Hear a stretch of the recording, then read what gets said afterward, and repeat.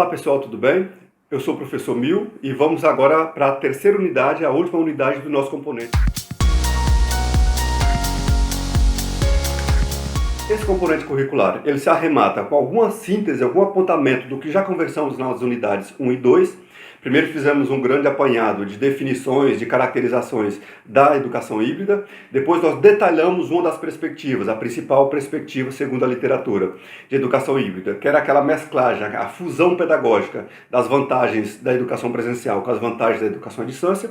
E agora vamos falar um pouquinho mais genericamente, inclusive abarcando a segunda perspectiva, que é a perspectiva de tratar da educação híbrida como sendo um enriquecimento pedagógico via incorporação de tecnologias digitais. Então nós temos aí uma noção de educação híbrida que parte por duas perspectivas, como discutimos na unidade 1 e detalhamos na unidade 2, que é essa perspectiva de entender a educação à distância como fusão de vantagens pedagógicas da educação presencial e virtual, mas além dessa tem um outro incremento só para a educação presencial, que muitas vezes nem tem a ver com a educação à distância, mas tem a ver com a hibridização do ensino-aprendizagem presencial ou cotidiano ou no espaço físico, de modo a engajar mais os alunos, a estimular melhor os alunos, a motivá-los a aprender com melhor qualidade.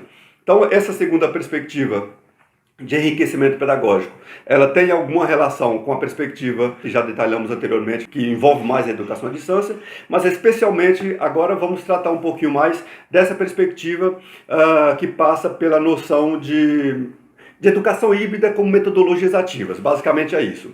Como pensar nas tecnologias digitais, como pensar nas possibilidades que a cultura digital traz para a educação presencial, de modo a enriquecer, fazendo uso de uma ou outra estratégia pedagógica ou tecnologia digital específica em função da melhoria da qualidade, da motivação dos alunos, da aprendizagem mais significativa e ativa do estudante.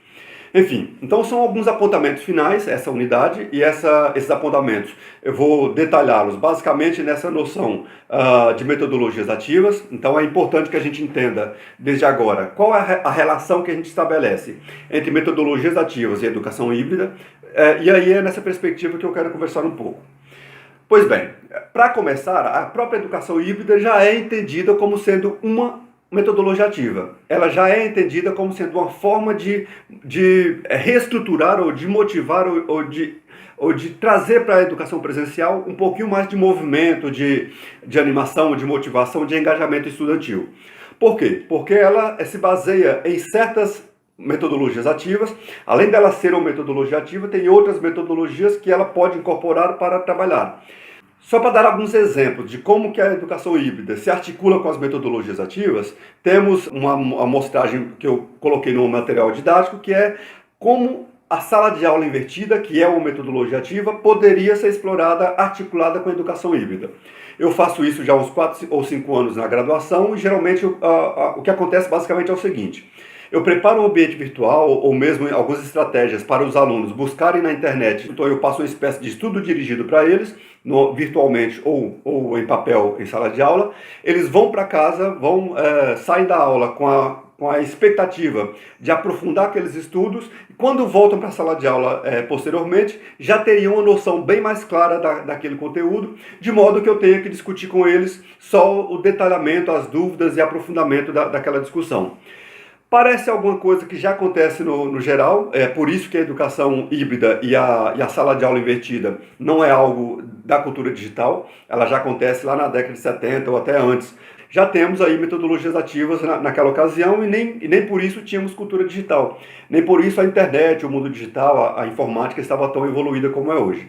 Só que com a cultura digital, com a evolução das tecnologias digitais de informação e comunicação, há uma fertilidade, uma maior capacidade de explorar esse terreno fértil que é a exploração das tecnologias digitais e das metodologias ativas para pensar a melhor aprendizagem dos estudantes. Então nós temos aí a educação híbrida como sendo uma estratégia pedagógica que envolve outras metodologias ativas, a exemplo da sala de aula invertida que eu comentei agora, a exemplo do PBL, da aprendizagem baseada em problemas, ou aprendizagem baseada em projetos também, aprendizagem baseada em times ou em equipes, como alguns professores chamam, aprendizagem por pares ou avaliação por pares, como é uma outra estratégia que costumam utilizar.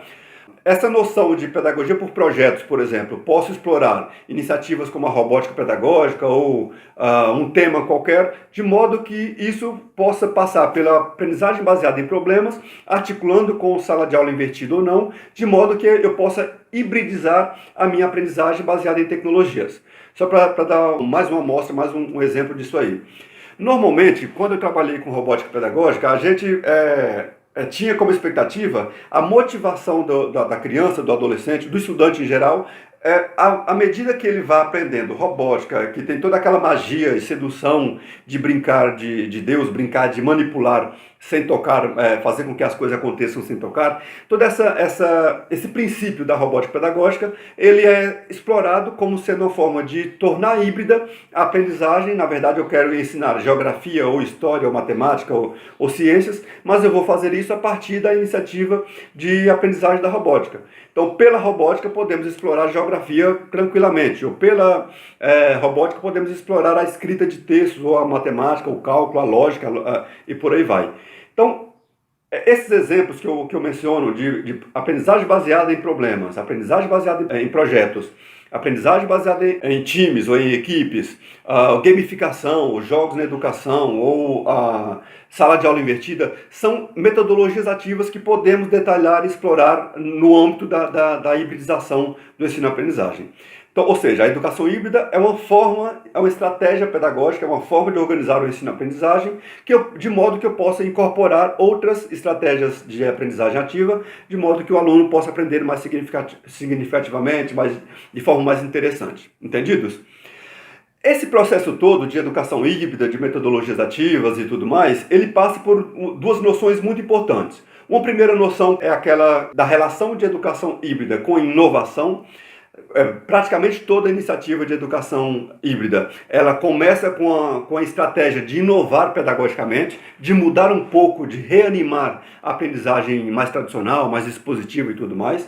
Então, na verdade, quando eu estimulo o estudante a buscar conhecimento antes da aula, para ele chegar em sala de aula e fazer com que eu já trabalhe com as dúvidas, que ele já saiba o mínimo, que eu possa dialogar com ele, sabendo minimamente aquele assunto, é uma forma do aluno chegar em sala de aula com um pouquinho mais de motivação, de interesse pelos assuntos, porque ele já terá buscado um pouco de informação, e fonte para informação é o que não falta por aí. Temos que, inclusive, ajudar o aluno a indicar fontes mais fidedignas.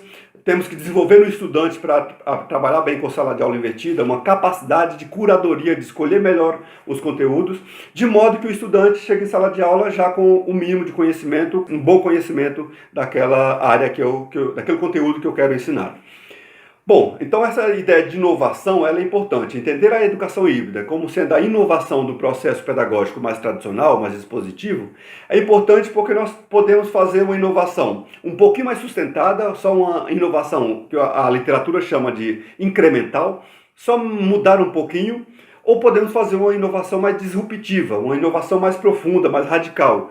E aí as consequências e as estratégias do professor tem que cuidar um pouquinho mais dessa relação entre educação híbrida e inovação, se ela for disruptiva. Se ela é só incremental, basta, por exemplo, eu passar um texto para o aluno estudar em casa, ou algumas questões para ele resolver com base na internet, ou fazer busca por imagens sobre um determinado conteúdo, e por aí vai. Já é uma inovação, já não é só uma aula expositiva. Então eu já estou hibridizando as possibilidades de trabalho pedagógico a partir de trazer para a sala de aula alguma coisa que o aluno possa conhecer antes da aula.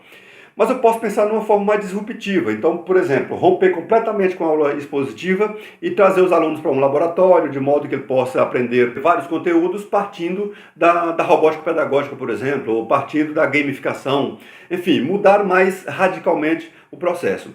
Essa noção é importante para que o professor enfrente alguns desafios. E trabalhar com a educação híbrida é extremamente desafiador, porque, primeiro, que a instituição não está tão preparada para trabalhar com a hibridização. E nem os alunos estão com a mentalidade de aceitar bem isso. É muito mais trabalhoso, mas é muito mais legal e desafiador para o professor, porque o aluno já vai chegar sabendo. Então o professor tem que dominar muito bem o conteúdo, senão ele pode não dar conta de responder ou de conduzir uma boa reflexão entre os alunos com o que eles trouxeram de sala de aula.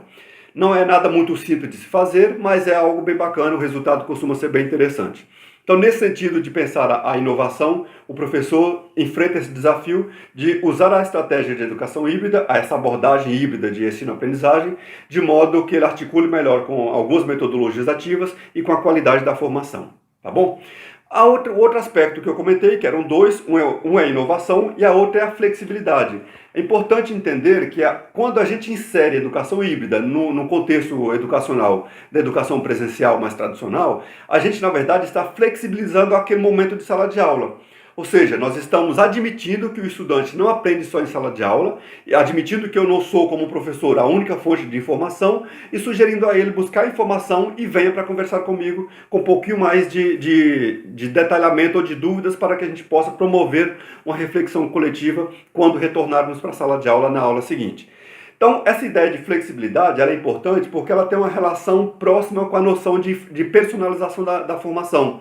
Ou seja, ela vai me promover a oportunidade de conversar com o estudante de acordo com as dificuldades dele, que pode não ser a mesma dificuldade de um outro estudante. Então, ela, na verdade, promove a personalização da formação juntando com a flexibilidade pedagógica.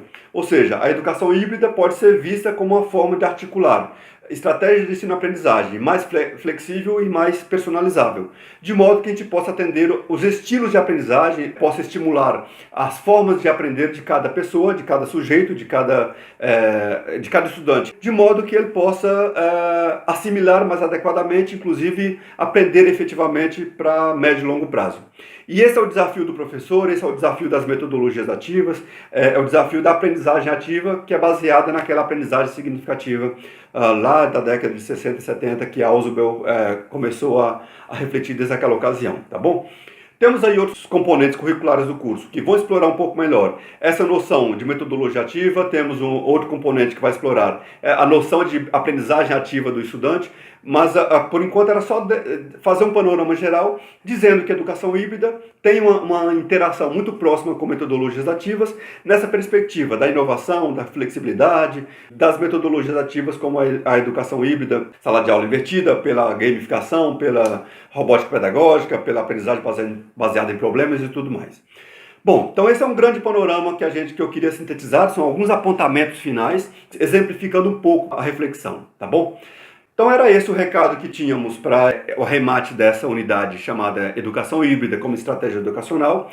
Eu espero que tenha ficado claro, mas em caso de dúvidas, me procurem pelo ambiente virtual que nós poderemos fazer uma boa reflexão em torno desses últimos aspectos que elegi para vocês conversarem comigo aqui nessa semana final, tá bom? Fico por aqui, então desejo bons estudos, boas reflexões no componente curricular. Até a próxima!